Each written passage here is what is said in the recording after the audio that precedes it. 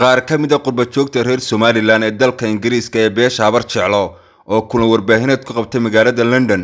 ayaa ka soo horjeestay go'aamadii dhawaan lagaga dhawaaqay magaalada Ceelaf Weyn waxaana ay sheegeen in aanay ku matalin hadalkaasi madax dhaqameedkii shirkaasi ku qabtay magaalada Ceelaf Weyn xubno uu hogaaminayo gudoomiyaha UK ee xisbiga kulmiye Abwaan Axmed Cabdilaahi Axda ayaa hadalka iska daba qaatay waxaana ka mid ah hadaladoodii silatan shirkan maanta aynu isugu nimi magaalada London gaar ahaan xaafadda East London oo runtii daaran shirkan oo daaran shirkii ka dhacay daba socda shirkii ka dhacay magaalada Ceelaf Weyn runtii laga soo saaray baaqa aanay habar jeclo u dhamayn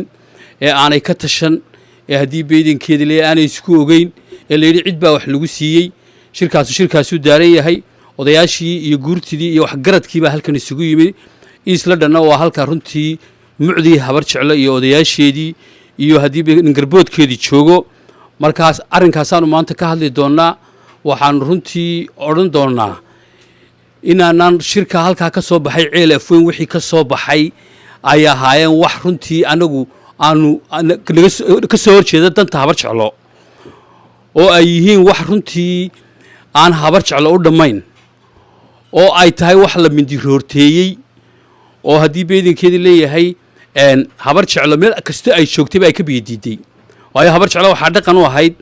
marka habar jeclo hadii beedinkeedii leeyahay ay wax soo saarayso ama ay shirayso ama ay go'aan qaadanayso ama ay oranayso cid baan wax siinay habar jeclo way isugu iman jirtay suldaan guud bay lahayd isaga runtii suldaanka shirka hogaamin jiray isaga hadii beedinkeedii go'aankeedana soo jeedin jiray halka habar jeclo iska daba hadlaysa ka hadlayso hadii gar adag iyo caynaba iyo burco iyo la dhamba idinka kalifay waxaanu leenahay hadii beedinkeedii leeyahay odayaashii wax garadkii halkan jooga arrinkaas shirka halka ka soo baxay anagu waanu qaadacnay hadaan nahay odayaasha reer la dhayo wax garadka iyo mas'uuliyiinta iyo cuqaasha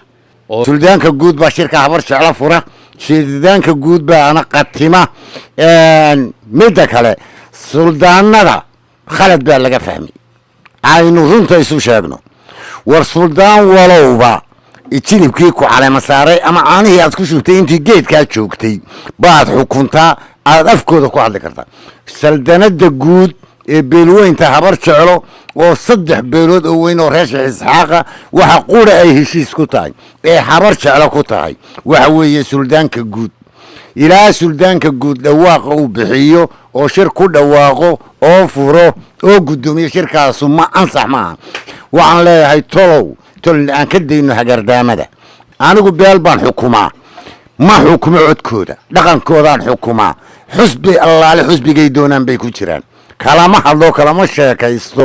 inaan beeshayda idhaadal kaafartaan u taagay ama aan la socdo raaca waayo waa dimuqraadiyadaan u sii daayay marka waxaan leeyahay anoo hadalka aan badinaynin anagu habar jeclo waxay ku goodaa qowlka suldaanka guud habar jeclana mid baa lagu yaqaanay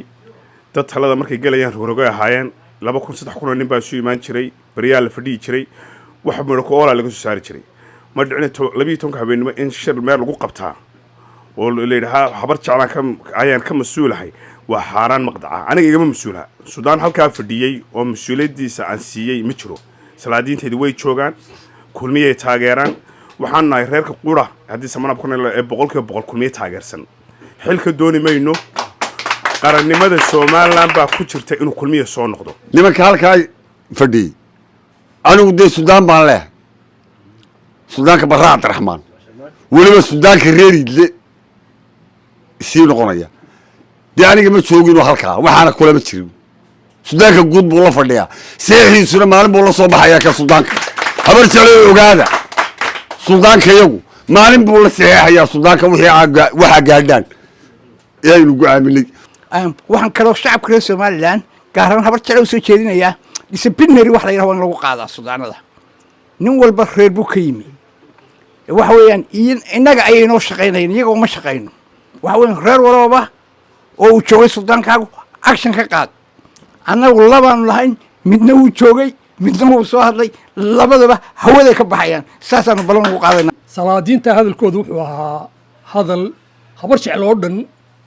iyo shacbiga reer Soomaaliland meel kasta joogaan ba ka naxiya salaadiintana xilka loo doortay waxa weeyaan xil dhaqan ee xil siyaasadeed maaha shacbiga reer somalilan haddaan taariikhda dib ugu noqdo halgan dheer bay u soo mareen xuquuqdooda siyaasadeed nimankaasi may ahayn niman dhexa waxa ahaayeen niman xusbi u adeegaya salaadiinta iyo cuqaasha halkaa isugu timi horta hadal looga tegi maayo inkastoo shaarkiis dhaqanka bixiyeen oo kii siyaasadda xidheen haddana halkaasay ku sharfan yihiin habar jeclo hal hogaamin bay leedahay adduunyada ilaahay lama arag shir beeli qabsanayso oo laleeyahay waa shir dan habar jeclo oo guddidii habar jeclo la fadhido haddana guddi kale dhex fadhido adduunyada ilaahay lama arag guddi dhex fadhido guddi habar jeclo ah oo guddi kale haddana dhex fadhido haddana laleeyahay dana habar jeclaa lagu qabanaya adduunyada ilaahay laguma arag dee sida aynu la soconno habar jeclo waa qaran markaynu xaqiiqda ka hadlayno waa qaran nimanka odayaasha salaadiinta inagoo ixtiraamayno oo aan wax aflagaada iyo wax kala toona inuga tegayn waxa weeye garbay qaadeen markii hore gartay qaadeen markii hore waxay ahayd arrinkii ku saabsanaa buurta mediation baanu samaynaynaa bay yidhaahdeen dadka dhex baanu u nahay bay yidhaahdeen